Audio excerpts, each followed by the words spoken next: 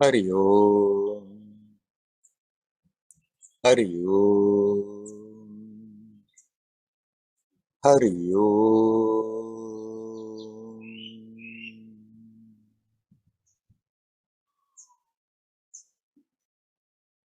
Hello, my friends.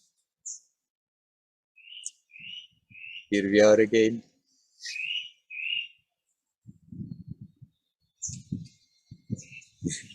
It's a bit gray on the horizon in front of me, and it's windy. I hope not a real storm is coming, otherwise we'll be in trouble. Good. Okay, let's hope it passes smoothly by.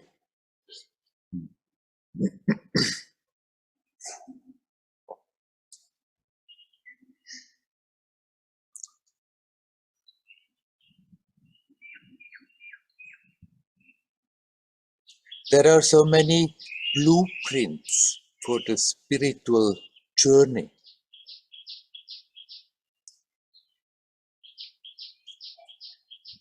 Every tradition has their blueprint or different blueprints where it's shown how the spiritual progress goes on. They may be quite inspiring when we start out, giving us a direction that we don't feel so totally lost, but then it has also its other side. We can fix our mind that things have to happen like that, instead of then being open for whatever comes, for whatever happens. We are all one. Essentially, we are the same.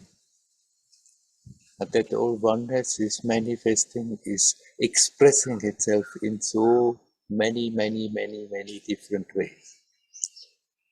And so all of us, essentially one, as an expression, as a manifestation, we are quite different from one another. And accordingly, the minds function different, and accordingly, the spiritual journey will be different. Many a teacher has told what we are supposed to expect on the way, and most of the time it's what they have experienced. And then people easily make generalizations out of that.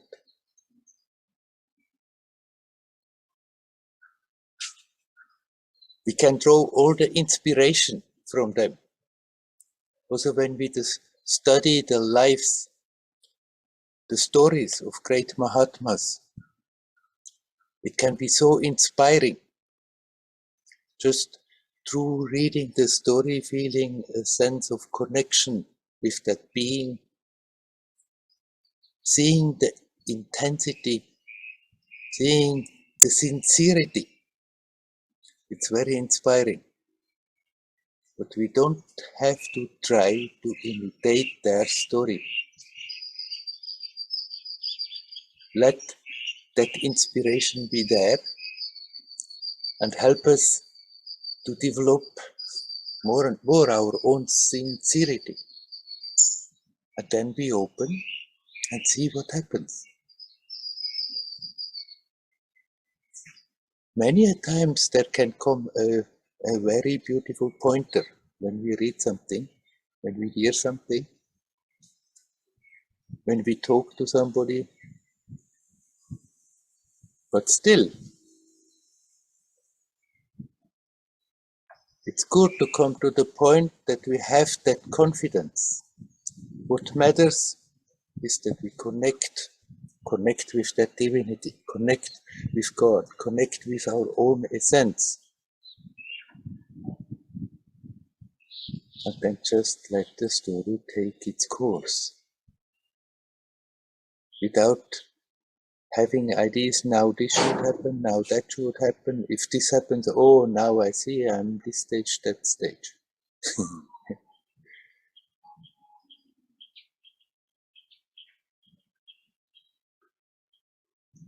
Actually, what gave me the idea to talk about this, Marie sent a question.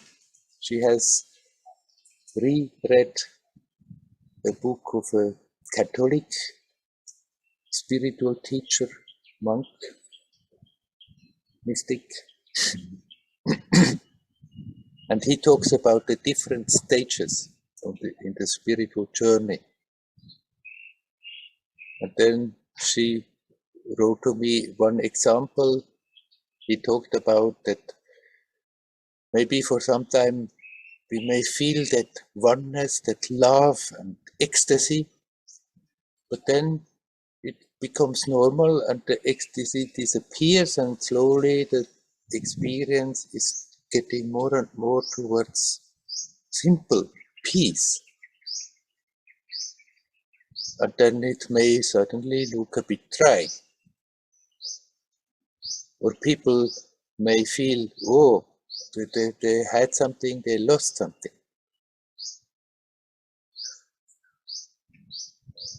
Okay, such things can happen. That doesn't mean it has to happen like that. But the tendency is that sometimes there may be very special periods where things flowing easy, and then the tendency is that we are getting very emotional about it and full of joy and feel like dancing and jumping. But that passes again. It's based on some real touch, but at the same time we're mixing very much the emotions into it. And emotions, nothing wrong with them, but emotions, they come and go. They won't stay. And then there may be periods where not much happens. And we struggle to keep a bit quiet, and the mind goes on and on. We struggle to detach from all that, to be more peaceful, and that may feel dry. But actually, if we really touch that peace, it feels everything else but dry. As long as we are focusing on the mental level, okay, these kind of feelings may come, but if the attention really dives in that peacefulness, it's brimming with joyousness. The deeper the attention goes into that real peacefulness, not the momentary mental relative peace, but in that real peacefulness of the essence, the more, without doing anything about it or expecting anything, we become aware that there is that joyousness of existence. There's nothing dry about it. It's just, we may go through periods being very much hooked on the mental level and feel nothing much is happening. And previously it went quite well, and now maybe I'm even somehow have gone backwards. Doesn't mean that we have gone backwards. It's just going like that. Often it's also when we become more conscious, more peaceful, the attention goes deeper into the consciousness and opening up in the subconscious stuff that still has been there, boiling, nagging, waiting to have a chance to come to the surface, and then it comes, and we may have, after a period where it was quite joyous and happy and peaceful, suddenly we may have a period where it's not so peaceful, where there a lot of agitation comes. We feel, oh, why, what did I do wrong? Why, I have lost it. Which is not true. We may just because there was more peacefulness, that it was possible to go deeper and release in the subconscious bubbles that have been there, suppressed, but still were there, creating some tension, some difficulty, and then when it comes to the surface, it may become quite stormy again for some time. So we need not fear that we go backwards because of that. If joyousness comes, wonderful. If ecstasy comes, wonderful. Let it come, but let the ecstasy also go when it's past. We don't have to run after it. It's good to learn to be here. In increasing peacefulness.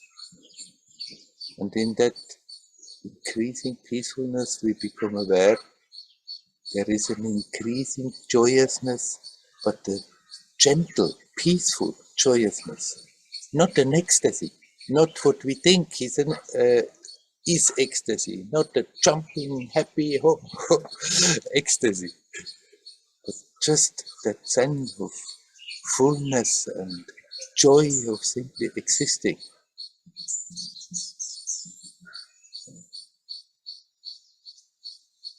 And the stronger we become, the firmer we are rooted in that peacefulness, the stronger is also the experience of joyousness that is connected with it.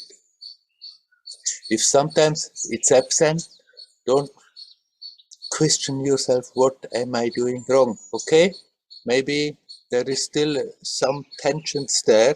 I'm not even quite aware that they exist, where they're coming from. But if we continue, then that also will disappear. We pass again. So if such periods come, we feel it's dry, it's not happening, nothing is happening. I felt so full and fulfilled before and now I don't. Then just don't worry about it. Okay, it comes, it may be there for some time, it will go again. Don't get disheartened. Eventually, the point may come where your attention is being sucked so deep into your own source and get rooted there that you just don't lose it anymore. Then on the surface, the story will still be like this. Sometimes joyous, sometimes sad. Never mind. Even when there is sadness, there is still that awareness deep down. There is simply that pure, peaceful joyousness of existence that is not affected by it.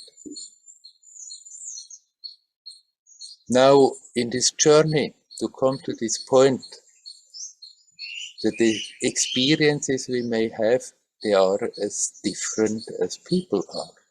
So when somebody tells us exactly the stages of spiritual development, we can read them. Maybe we can draw inspiration from that. But don't take it as God's law, that's how it is. Because after that we try to produce certain stages, certain experiences, now I have experienced this, now the next is this, and we start to try to produce that in order to think that I'm progressing spiritually, and actually all we are doing is crippling our own beautiful, spontaneous, unique expression of that oneness.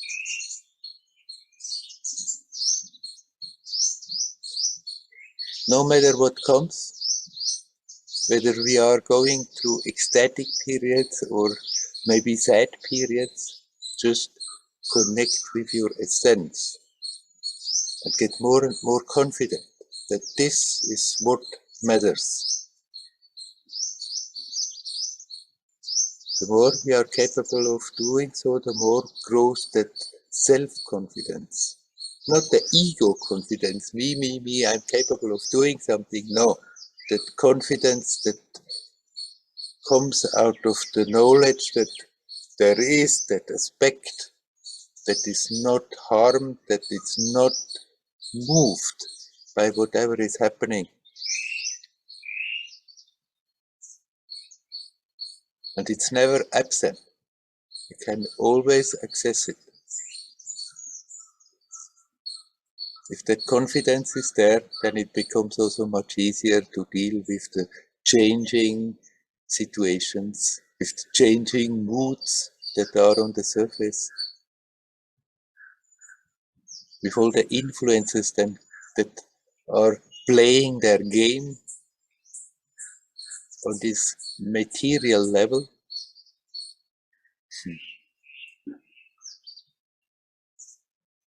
It becomes like a lucid dream, like somebody who dreams in the night and becomes aware it's a dream, and the dream continues.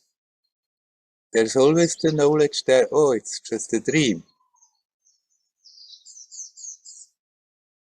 It can be still enjoyed, maybe fun, maybe not fun, can be still experienced. At the same time, there is the awareness. It can't really harm. It can't really do anything profound, but it's still there for the experience, and we can get richer and wiser because of that dream experience. And then when we become aware, there is that essence here, now, timeless, all the time, that is not affected, then this waking story becomes also a little bit like a lucid dream, a long drawn out lucid dream. We go through the motions, we play our role, deep down that there is that awareness. I'm not getting affected, really. Emotionally, on the surface, of course, there are reactions. We can let them come, we deal with them, we can let them go. Sometimes it's happy, sometimes it's funny, sometimes it's ecstatic, sometimes it's sad, sometimes it's dark. And yet, in spite of all that, there is that peaceful joyousness continuously there. And you become stronger and stronger in that awareness, no matter what is happening. It's not as real as it appears. It's like a lucid dream. It doesn't matter as much as we usually think it matters. And then we play our role in that lucid dream, playfully, joyously, sometimes stern, sometimes angry, without taking it so serious, including how the spiritual journey should look like. The goal we are looking for is here now. We can connect with that goal. It's not at the end of a long journey out there somewhere. It's here now. When that awareness becomes rooted,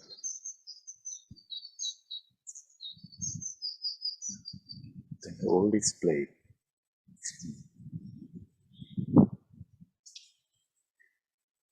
Okay, now I have been talking.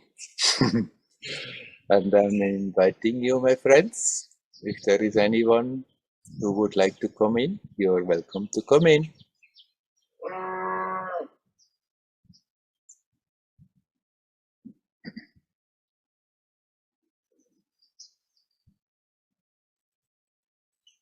Hello, Werner. Hello, Leora. I just said to my friend that I'm not sure today I will ask any question. But there you are. Yeah, because you just spoke about what's now on my mind and heart. I'm going through, I dare say, a very difficult now week. It's been since I sort of recovered, but evidently I did not really recover from the COVID. Mm-hmm. Now with leftover side effects of like that affect my disposition, my mood, my body, a lot of tension in the body that doesn't come from real life, so-called heaviness. Yeah. Yeah, heaviness in the belly. I can't eat. Yeah. I can eat only small portions, or if people, my children, they invite me, so I can eat with them, so I can eat better somehow. Mm-hmm. I lost weight. I can't sleep also. Yeah. So I remember that you've been through something like that. I'm not sure when you came back from Switzerland, but this is not what I want to share. Mm-hmm. So today what I did was to listen to one of the teachers from the West, the Buddhist, the classic Buddhism, Joseph Goldstein, who I appreciate very much. And then specifically, he spoke about this, what may help, this practice of not me, not mine, not for me, or and the way what you also say, don't take it too seriously, and on the story, rather than just being with the sensations in the body. There are stories, fear from the future, and also a very strong desire, wanting it to go away, of course. And it's dukkha. It's absolutely dukkha. I haven't felt like that. I don't know when. I mean, really. Emotionally, I have my ups and downs.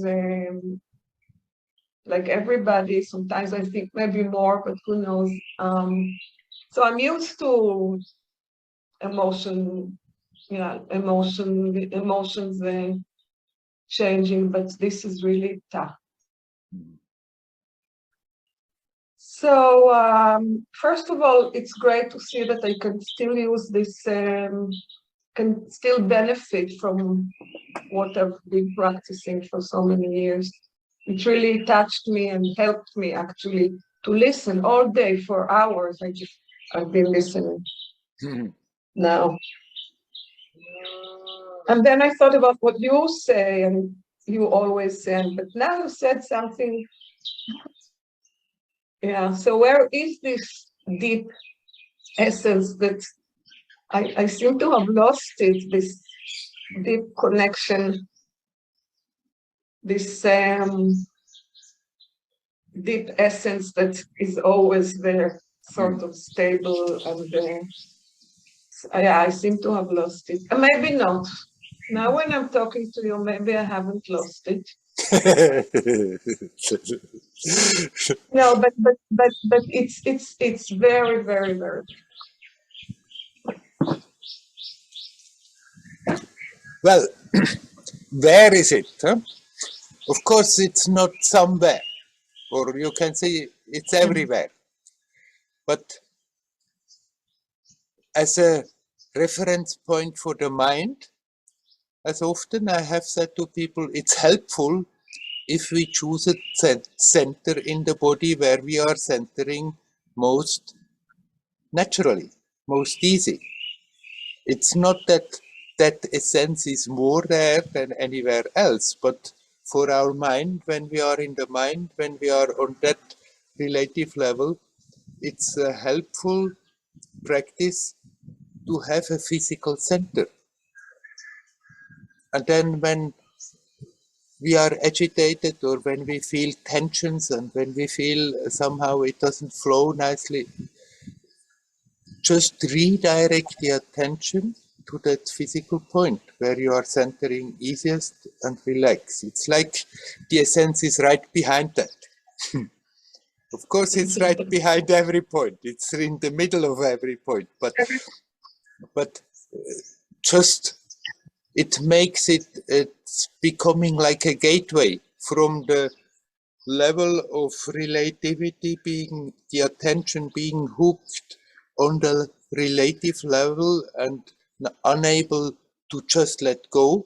It's easier to redirect and center. And then you just center, breathe, relax. and there is that essence. It's here, it's now. Of course, it's not in a point in time and space, but we can choose such a point to make it easier to connect. I take a warm bottle, small warm bottle, and put on my belly, and that really helps me. Yeah, good. Yeah, the warm, yeah. But I sort of, yeah, when you say relax, then I also juggle sort of between just do what you just offered now, suggested, and also do things in order to relax. I know I can of course do some body exercising, which really helps. What really helps. But sometimes I feel I have to do things, to repeat things in my mind. Because I hear you a lot talking to people. Sometimes I remember somebody asked a while ago, talking about also going through a difficult time, and you kept saying, just relax. And remember he asked you, somehow I don't trust that it will help me. Because of course the most difficult thing is to relax. And I feel in a way, again, when I talk to you, I think I probably sound even to you so much better than how I actually feel when I'm alone and when I don't share it with somebody who can really understand. So, to relax, it's easy to say to somebody else sometimes. Yes. But yeah, I'm just sharing it. Yeah. It's good to say to yourself. Yeah. And right, you said how to relax. Sometimes, of course, may be helpful to do some physical movements, so Yeah. some exercise, or just walk gently, walk slowly. You can also just be sitting quietly and give the impulse, relax, and start on the easiest level. Feel the body and give the impulse, relax. It may not totally relax, but if you do so, it relaxes at least a little. And then it's helpful to relax your legs physically first. Because without being aware of it, as soon as there are tensions, everybody is having tense legs. Right. So if you consciously tell yourself to relax your legs, then the rest of the body also start to relax easier.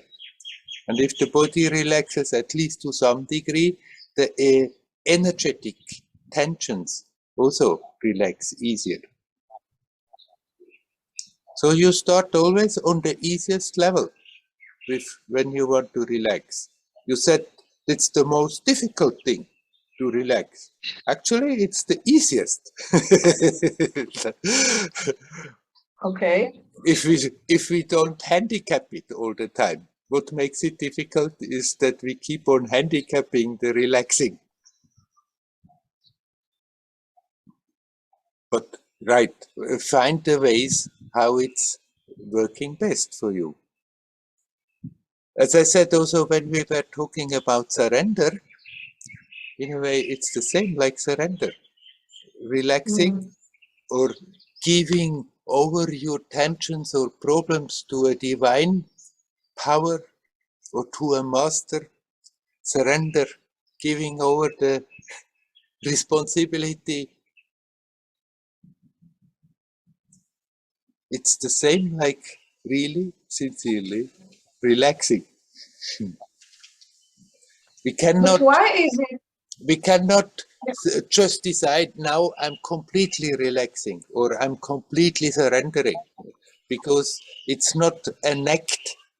But still, what we can do is give the impulse and open the heart and relax as good as we can. And then relaxation happens, surrender happens, gradually more and more.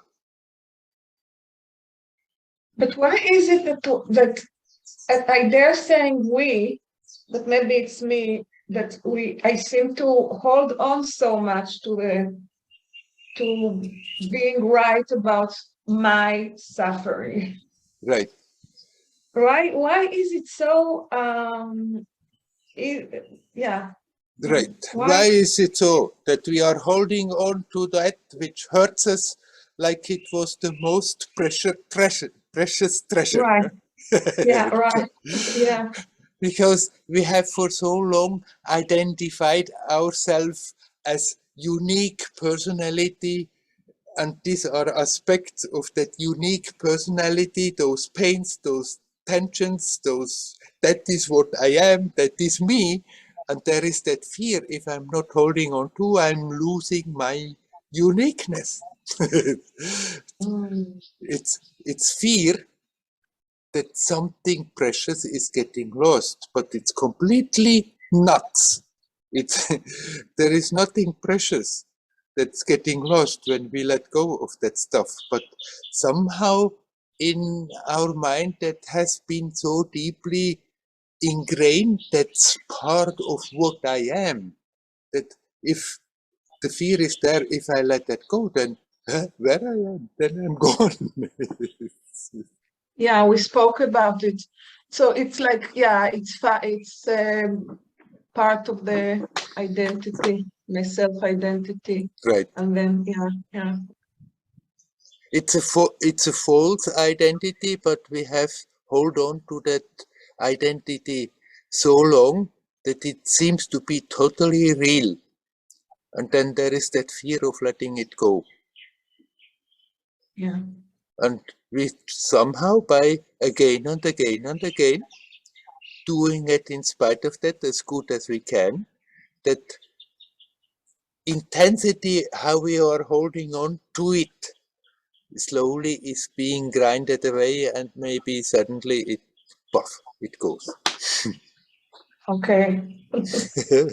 Well, just one more thing. The good thing is that towards the evening, somehow it goes away. Even though I don't sleep so good, last night I slept pretty, but for some reason, towards the evening, it starts resolving.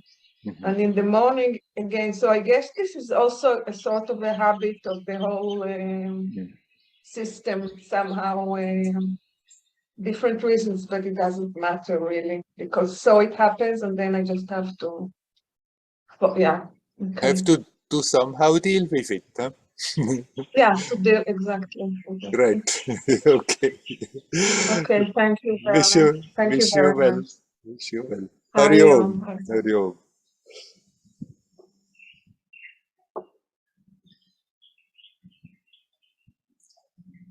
Anybody else who would like to come?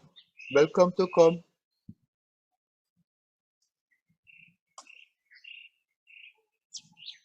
I see. Since it is summertime and nice weather, less people are here, but still. Hari Om. There Hari you Om, are. Werner. Hello, Maria. Are you still in Spain? No, back to Britain. A lot cooler now. But my question is, more than a question, is comments on how you could comment is again the topic of surrender and divine guidance. I've been very fortunate to come across a beautiful book, Abandonment to the Divine Providence. I think it's one of the best spiritual books I've ever read in my life. It's really having an impact on me, amazing. And it's written by theoretically, because this was 2 centuries ago and is not very well known, but a Jesuit French, and translated into English. And as I was reading that book, which is all about surrender, all about, and it's there is no repetition in the book. It's like the experience probably that he had was so profound that he could communicate so much about the whole thing. And I came across a couple of days ago to the point where he talks about how God tests us deeply in our attachments. Yeah. I mean, tests and helps us to release attachments, so that ultimately what we really desire is the connection with the divine. And that then once we get through that, God may give us relationships, objects, whatever, but it's a different relationship with the manifested world. Yeah. And it really helped me enormously to understand what I have been experiencing in the past few years, where I felt that I lost a lot of passion for things that I used to feel very passionate about. And I got really confused about it. It's like, oh my God, I'm losing my passion. Getting old. Yeah. What is the meaning of that now? So when he describes that, how that God's play, his experience of God's play, yeah, it was like, oh, good. That's not the problem then. Yeah. Because I understood my enthusiasm, the big enthusiasm I have is for the spiritual practice I have. Yes. This is where yeah, the passion and the conversations like the ones we have here in my community and so are the ones that really light me up. So that was really, really helpful to find that. I'm so grateful for that.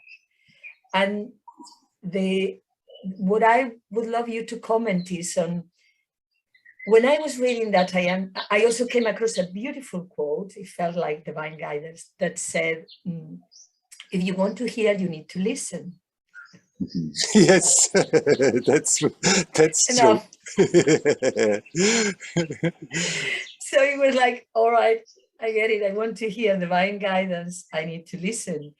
And then it came the clarity that I was having too many stimulus.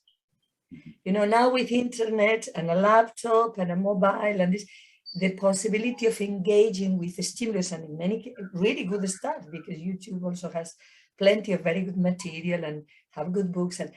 But it was like, in order to listen, I have to cut down on stimulus. Mm. And so I'm just asking you whether you could comment on that, because I've already noticed since yesterday when I started doing it,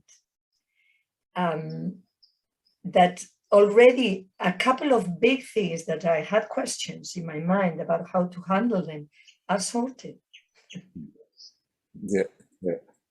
Just by going more quiet at home, Right. less documentaries, less interview, listening to less stuff, just something seemed to have organized themselves. Right.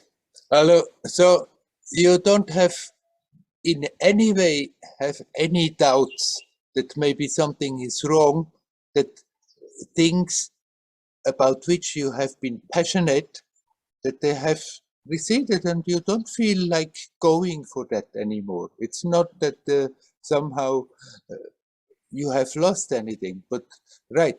Why are people passionate about some things? Because we know if I'm doing that, then I'm getting a certain kick out of it, and I'm looking for that kick in order to have a bit more intensity in my life. But when you learn to be conscious, then you become more and more intensely connected. Now, every time you connect in the present, there is that intensity. So the need is not more there that you are running around and try to create those little moments of intensity in order to feel that. People don't know that they're looking for that, but that's what they are looking for when they're running around to get kicks. That moment of intensity where you forget, where you disappear, where everything is so fantastic that you don't think about the past and the future, but just in that moment, everybody who is in that a moment like this, then simply is without always reporting about it and thinking about it, it's right or wrong. And so those moments are being chased. But these are moments and then one comes down again and survives till the next moment. But we can have that intensity by simply connecting here now. And the more you are capable, naturally, a lot of passionate things that have been there driving us, they may drop off.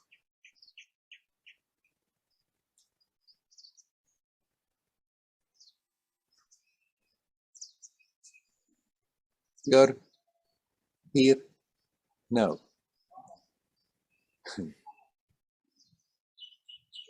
And here now, you're connected with that divinity. And when you start to consciously experience that there is such a intensity that is not just a momentary peak, but it comes along with a sense of fulfillment, that the need for chasing after something is simply not more rising so much. Now, of course, it helps to find that connection if we don't fill the mind all the time with stimuli. That doesn't mean you should now no more go on YouTube and you should now no more watch any TV and not at all. But it's most probably it's not a bad idea to make a bit of a timetable and say, okay, that much time I can allow myself and I go for it, I have fun, and then I spend time where I'm not feeling all the time my consciousness with more and more stimuli, because then I have to work again to calm down from that.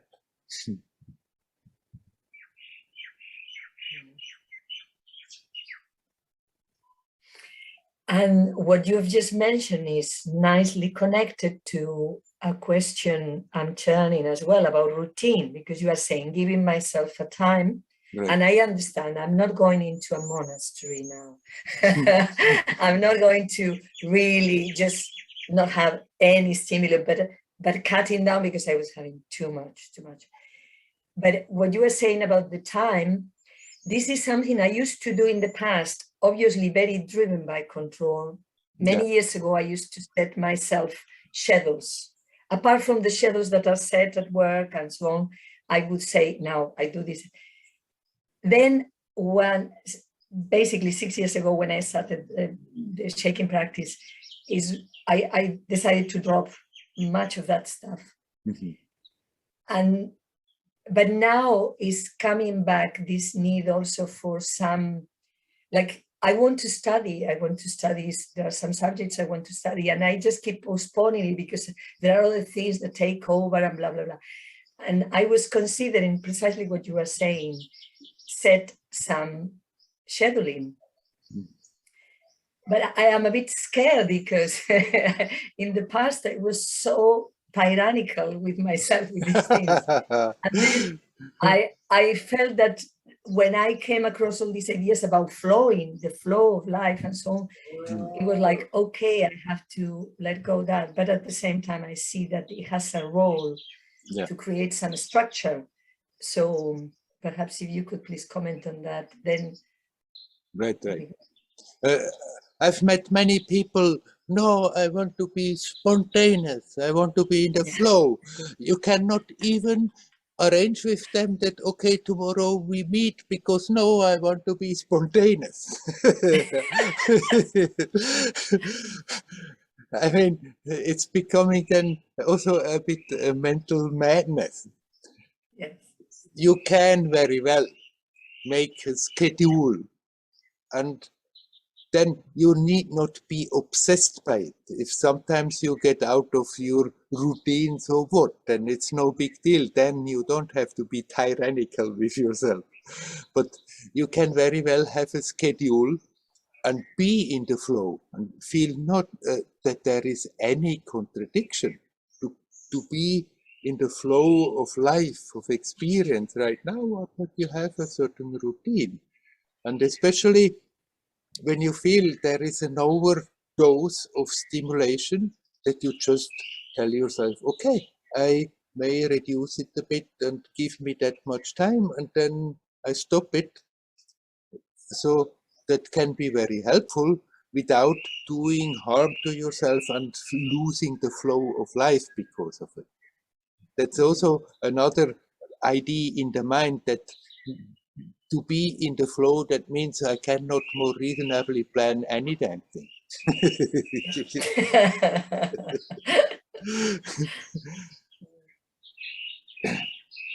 We can look to the future, make certain plans, but be in the now. And we can decide, okay, I have a certain routine, that much then and then I rather devote the time for this and that, and then for that. And then there may be changes, okay. There we don't have to be tyrannical about it. If it makes sense in the flow, not to adhere to the routine, fine. But that you basically have a certain routine can be very helpful. When I went for my second round in my cave, I thought I'm not more, because previous my life had been strictly routine. And then I thought I'm not going to have a routine anymore. I just stay there as long as I feel it's good to stay there. But after some time, it just naturally happened by itself that there was a certain routine there, and I didn't then think, oh no, it's wrong. But then I let it happen. So there's nothing wrong with it. It can, I mean, any life that you have, if you have a job, if you do certain things, then certain things come as a routine. They repeat themselves, but you can do things routinely and still be here now and connected. And if you do that, then you are the flow of life. You are not simply connected, it's like you are the flow of life. So don't be scared of a routine, even if you had been a bit hard with yourself previous. You don't have to develop that hardness, but just as a help. Mm-hmm. Thank you, Werner. Thank you so much. You're welcome. Hari Om. Hari Om. Carry on.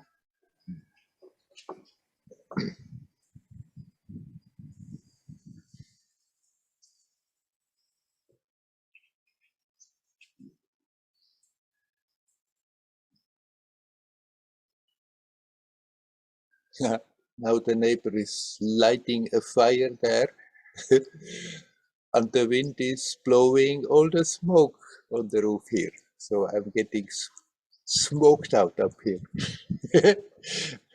So be it. So yes, I saw that we are less people today, but still I ask, is there anybody who would like to come in and say something? You're welcome.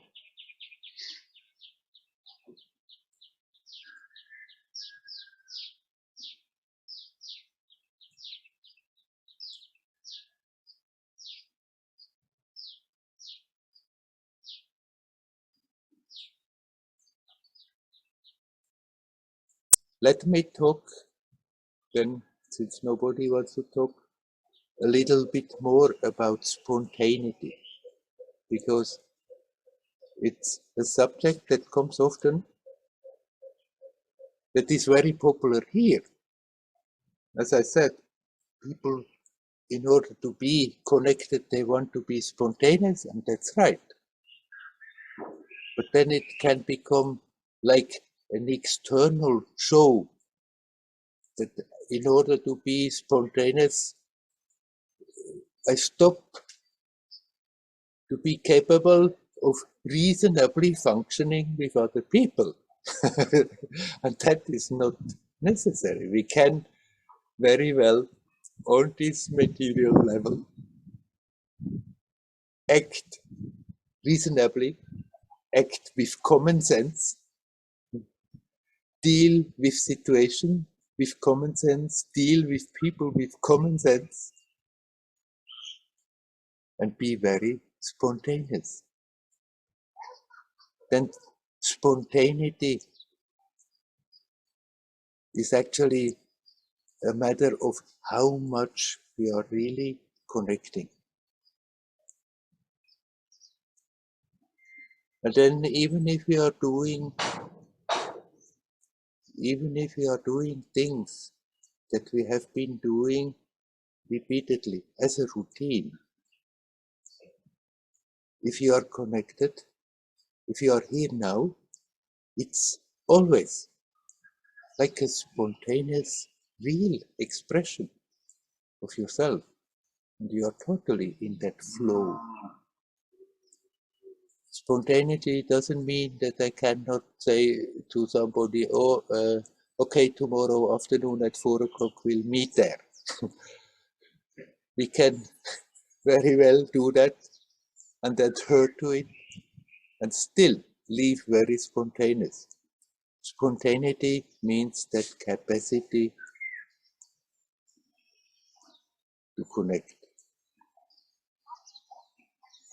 And if we connect in the now, we are like stepping out of time, in that timelessness.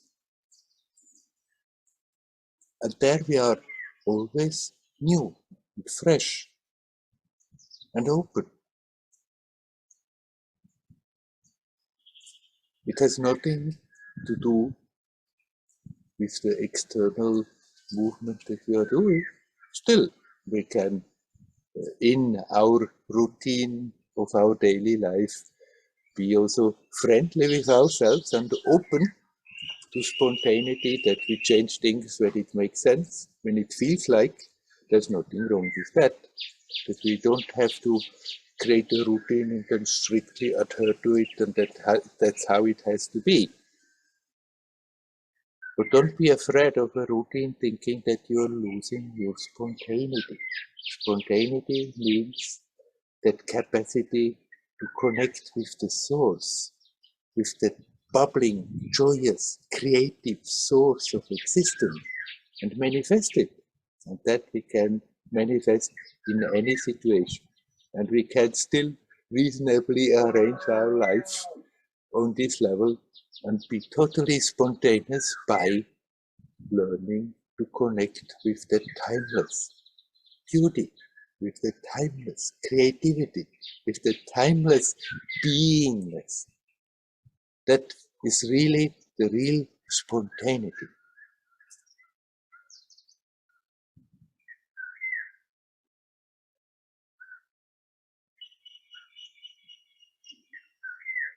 Again, I'm asking, is there anyone who would like to say something?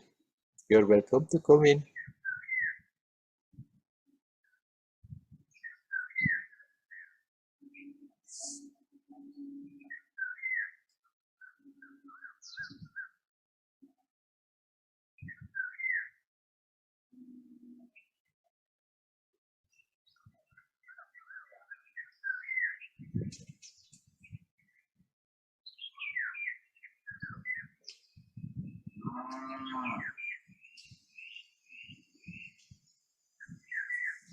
The way we connect can be very different from one to another. As I have said a number of times, after all, we are always connected. We cannot possibly not be connected. So what I'm telling all the time, we have to connect, is a way of talking about it. It means to bring the attention back to that fact that is already there and become aware of it. That connection is always there. But how we are bringing that attention back to that pure existence, to that beauty of existence, can be very different. It's different from one to another. You can do it more by just observing your body sensation, observing the sensual input, not so much analyzing the details of it, but when we see certain things, focus on seeing. When we hear something, focus on hearing, becoming aware.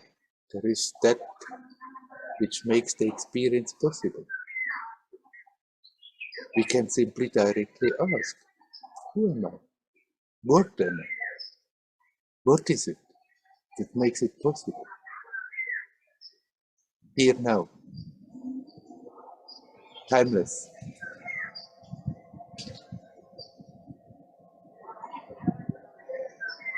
We can do it more like a devotee, just learn to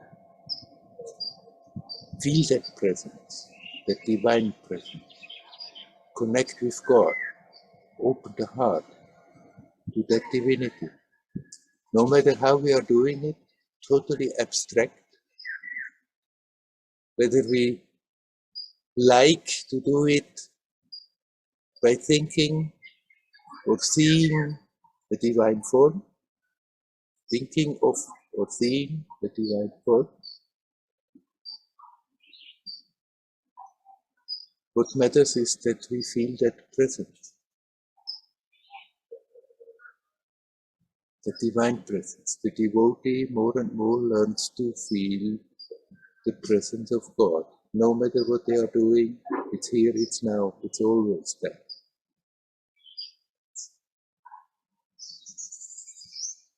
That presence is the same presence that the jnani is consciously touching by simply asking, who am I?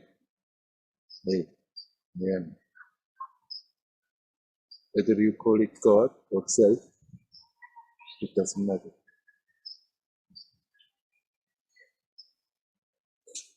Somebody recently, 2 times, have already made remarks because I was putting self in the title of my posts of the Satsang. There is no self. We can take up an intellectual proposition and then discuss about that and think I have understood. There is no self. But this is just a way of talking about something. Ramana called it the self. It's in the Vedanta scripture, it's called the self. The Buddha calls it the anatma, the no self. There is no self. Both statements are equally true and pointing to that simple existence. We don't have to fight with each other for words, but pick out that which appeals to us most and go for it, and not argue about it. Connect with the self, connect with God, or connect simply with that flow of life, that sense of presence.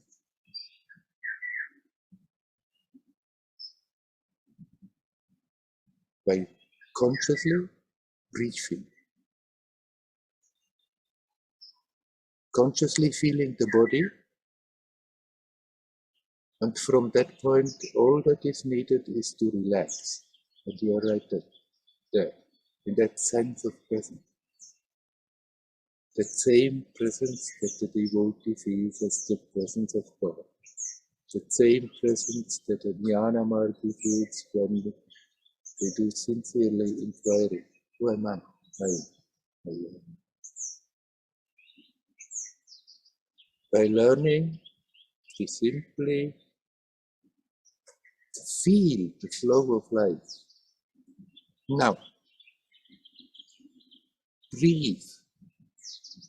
Not think about breathing. Breathe. Consciously. Now. Then the breath becomes magical. Much more than simply air going in the lungs and flowing out of the lungs.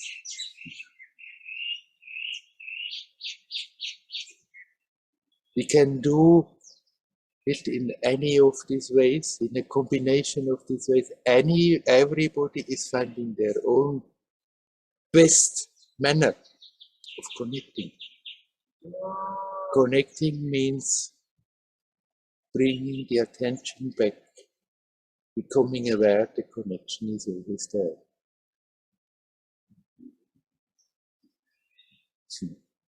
All the practices, they are for that. All the practices, they are for that.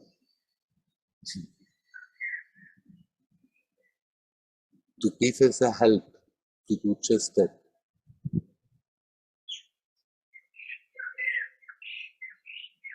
And then just be open. When we are inactive, just be open. Wait to see and see what happens. When we are active, to keep that connection and let the activity spontaneously manifest itself.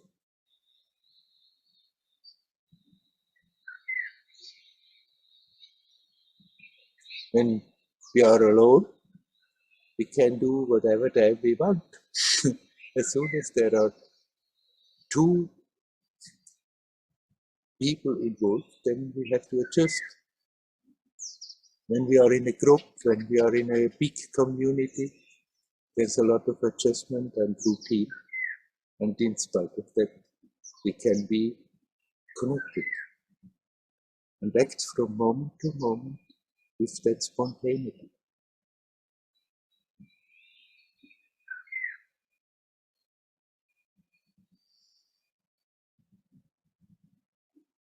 It's not really difficult. You just have to go about it. Not sometime in the morning, sometime in the evening, and the rest we forget about it. It's good to have our times where we withdraw and do nothing else. Intensify that capacity. But then remember it, whatever we are doing. And when we lose that remembrance, then okay, the moment it comes back, there we just reconnect. Not making a fuss about the time that has passed without remembering, just reconnect. And so it becomes more and more natural that it's simply there. And eventually that attention may sink so deep into your own resources that simply you won't lose it anymore. It can't be done as an act of will, but we can invite it by consciously bringing the attention to the present in whatever way we are doing. Again and again and again and again and again, whenever we remember. But even that we can learn to do playfully. Even that we don't have to do as a heavy duty task to do. And then the path in itself is fulfilling. Because every time we connect and relax, let go, there's a sense of joyousness in it. We don't have to wait for that until after a long time we reached a goal. Every time you connect, let go, there's a sense of joyousness in it.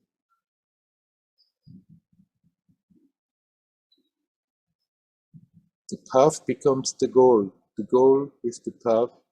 There is no goal, there is no path. It's here, it's now. And yet it appears as a path.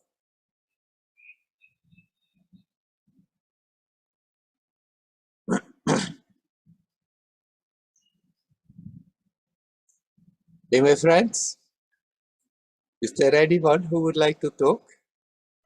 Hello. Hello, Anita. Hello. I'm on the road. I hope it's not too windy now from my side. Yeah. You hear me well? Yes, I hear you.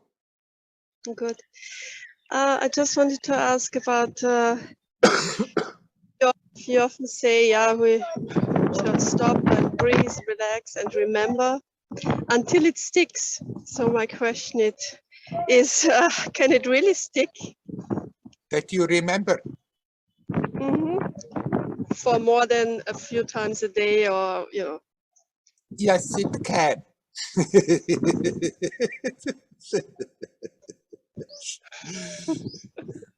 And getting closer to that is by consequently doing it when that memory is there.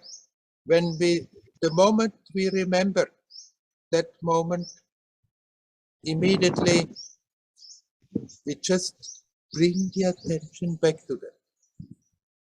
Whether you are walking on the road like now, or whether you are sitting alone in your room, whether you are alone or whether you are with people, not think, okay, I first finish this and then I'll try. Then we just postpone it all the time. But if we consequently, whenever the memory comes, just connect, relax in that connection, then the tendency is that that memory comes more and more often. And if we, even when it comes more often, still consequently do it.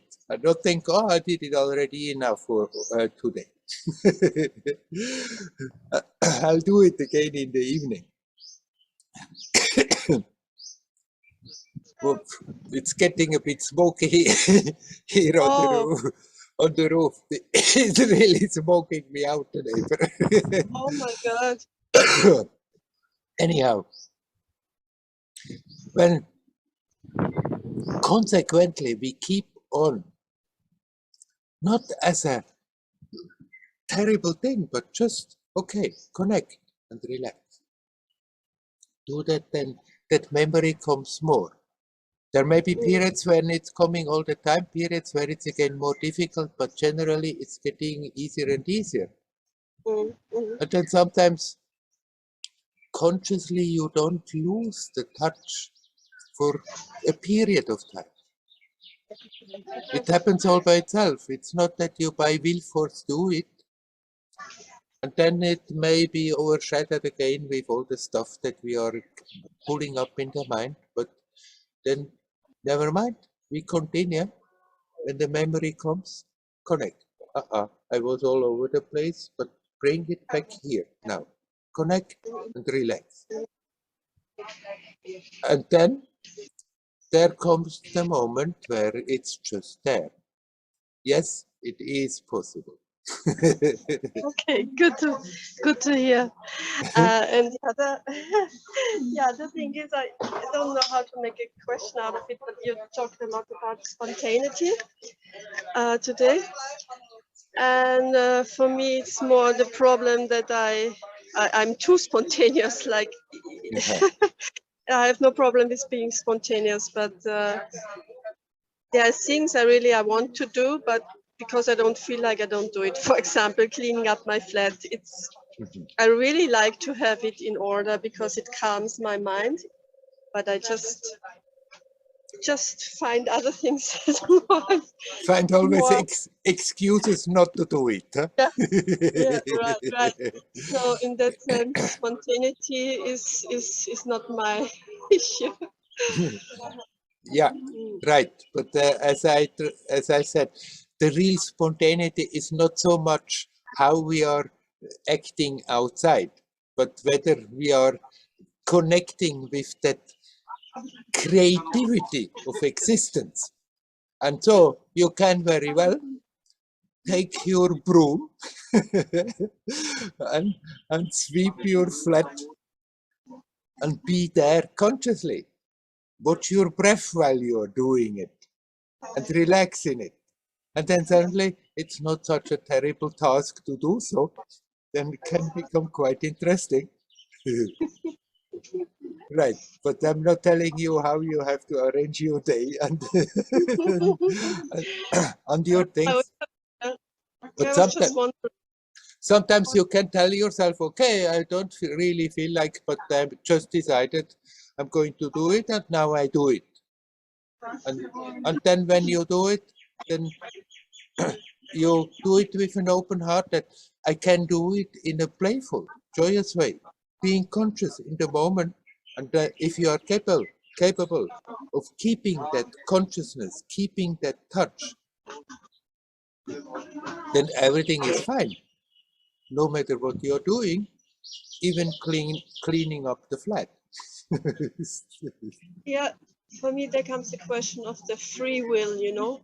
Yeah. I mean, I want to do it, but I cannot. That's my Yeah. So, and then you think it's anyhow destined, so you cannot do it. no. I'm just watching how I don't do Yeah. it. Right. So, but yeah, there comes the question of the free will in here.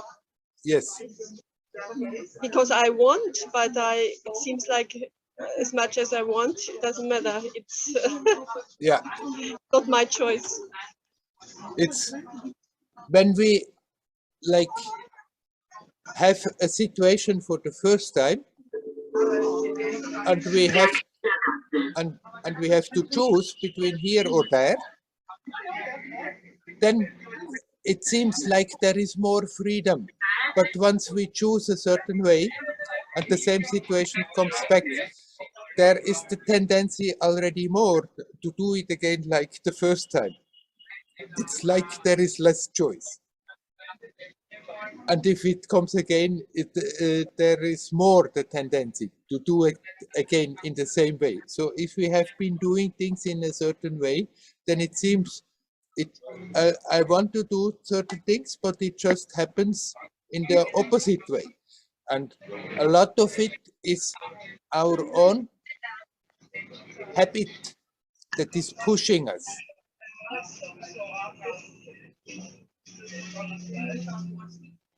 There is no absolute free will. There is no absolute destiny. You can, from moment to moment, give your input in the situation. And if you one day just decide, okay, now I'm going to put my to clean my flat, then your habit still may come and try to pull you away from it, and then you have the possibility to say, no, I simply do it.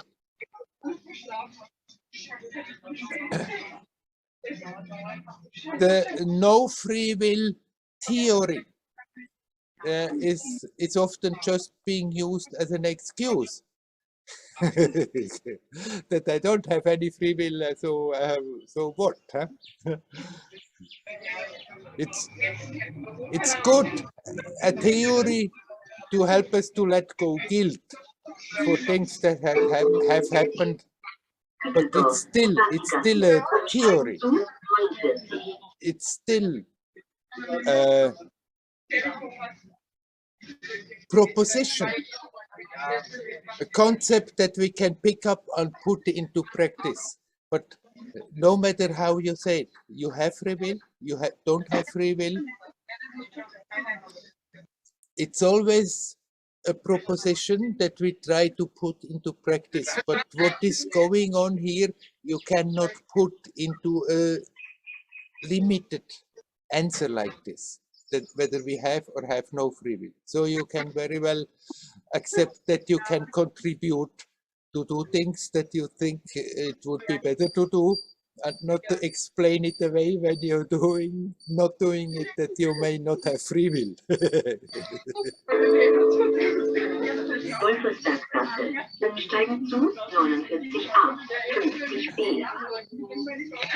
Yeah, as you said, it's a mystery. You cannot nail anything down. Right. It's just the two extremes you have, or you don't have free will, and neither of them is totally right and neither of them is totally wrong.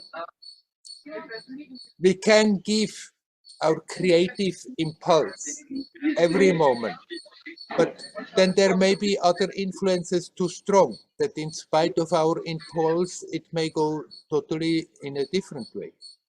And we may not have the power to change it.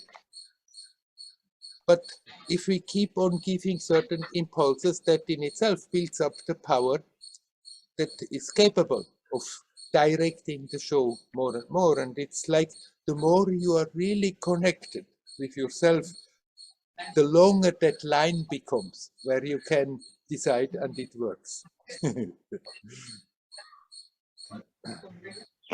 Okay. Okay. Are you in a train now? I'm in a bus, but I'm getting off soon now. I would have another question, but yeah, maybe somebody else want to come in between. I don't know what the time is. Okay, we'll ask whether somebody wants to come, and if you go off your bus and nobody Yeah, ask you, come back. you Yes, come back right. in, huh? Yeah. Okay. Yes. Thank you. Great. You're welcome. Hari Om, Hari Om. Okay, there is some more time. Is there anybody else who would like to come and say something?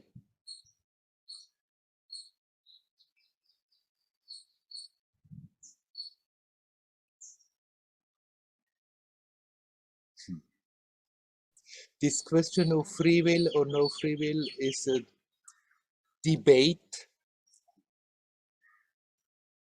that is there for ages.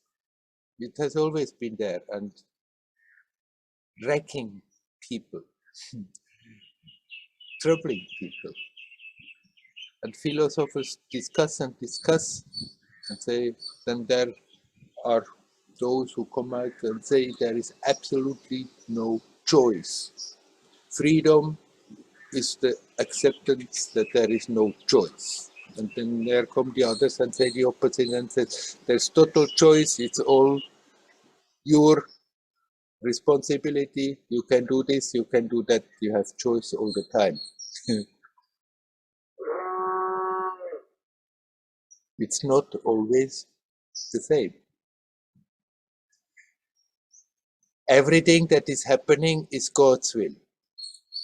As there is a creation, there is a divine will at the base of this creation. And whatever happens is within the fold, within the field of the divine will. But part of the divine will definitely is also that the consciousness manifest in that creation has its own creativity, has its own possibility to connect with the divine essence and bring its own creativity, spontaneity out and express it.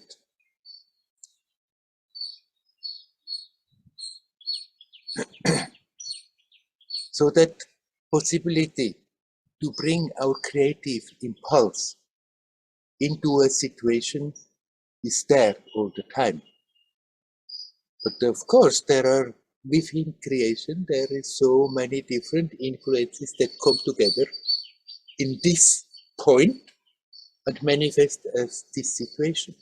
So our input may be an input amongst other inputs, and in spite of our input, things will turn out very different. But whether we give that spontaneous impulse or not, we have that possibility. And the rule of thumb is, the more one is connected and really acts as an expression of the self and not from a me personal egoistic standpoint, the longer that line becomes of being capable of choosing.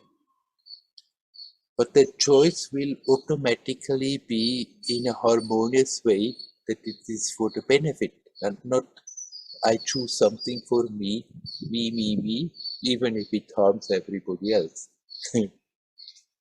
As long as we are expressing anything within this creation, then we are within that divine will and has to somehow go along with that divine will.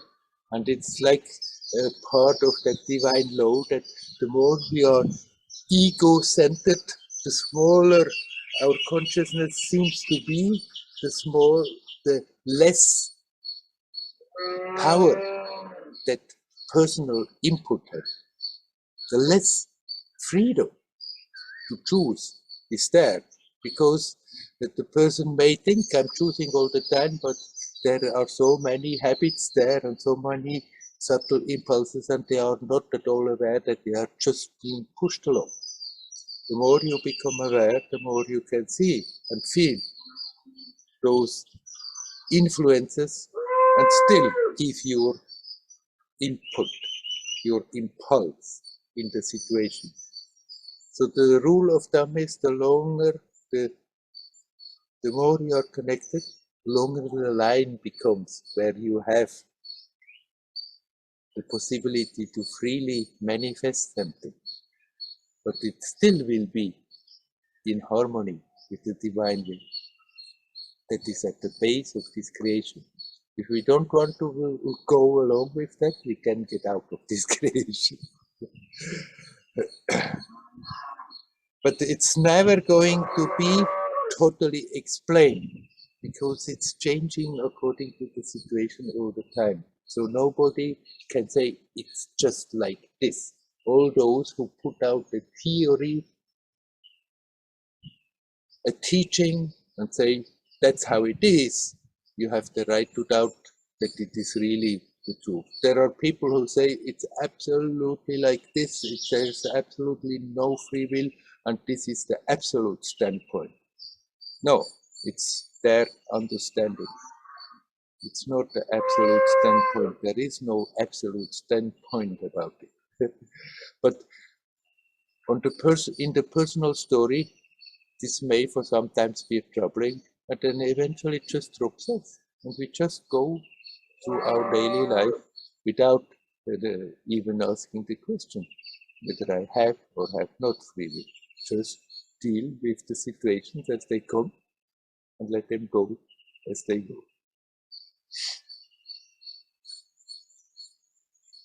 Okay? Is there anyone? Anita, you want to come in again? Yes, I'm back. Ah, you are out of the bus. Yeah. Yeah. As you just said, let the things come as they come and let them go as they go. I have my mind has a habit which really disturbs me.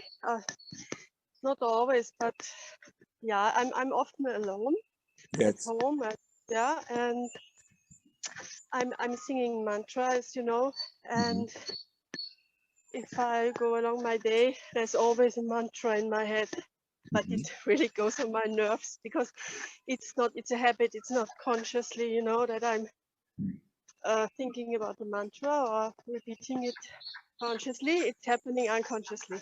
Yes. And interesting enough, I've been 2 weeks ago. I've been away a few days in another country, and just when I came back, I realized it was not happening there. Yeah, so it's interesting. It has to do with the environment. Yeah, yeah. So it was quiet there, and but only maybe in between I realized also, oh, it's quiet. But coming back immediately, it started again. So yeah, sometimes I try to, if it really goes on my nerves, I try to center, breathe, and relax. Yeah. But it comes back very soon. Yeah, yeah. But actually, why does it disturb you that that mantra goes on by itself? It's not so it's not always a mantra. It's just some music. It could be also some song I just heard. Ah, Also, right, right, yeah, it disturbs me. It's right, because right. so automatic, you know. Mhm. Yeah. Well, right. So if you want to detach from it, then when you become aware that you're repeating, be it a mantra or just one popular song, or just a line of a song may come and repeat itself, then let it repeat for sometimes very consciously, Mhm. and then Okay. shift your attention to the feeling it creates in the body, Mhm. and let go of the sound of and the melody and the words of it, and just focus on that feeling Mhm. Mhm. and relax. It may happen as you said, and for a moment it works and then it comes back again, but then you do it again. Mhm. But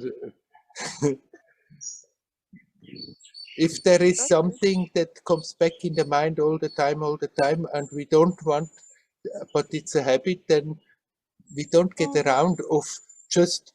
counteracting it again and again until you can do it easily, that you can just give the command, no, now stop and leave me alone. Then when it comes back, then again, okay, just for a moment, I let it go on consciously, but then let me see what it is doing right now in the body. And then you may stop it for a moment and just stay with that feeling that it has produced.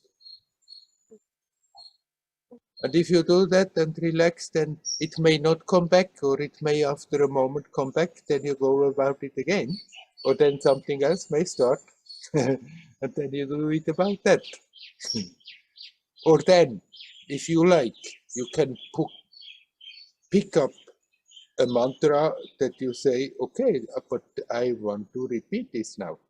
But if you want to be rather quiet and not even a mantra, then you just learn to see what it is doing and learn to detach and relax that. Mhm. That's how it goes. Mhm. Okay. I will try that. Thank you. Okay, wish you well. So, shall we leave it at that? Yeah, sure. Good. Perfect. Then, Hari Om, Hari Om. Okay. I think we covered enough ground for today. Enough time. Let me stop the official part for today. Turn off the recording. Hari Om, Hari Om, Hari Om.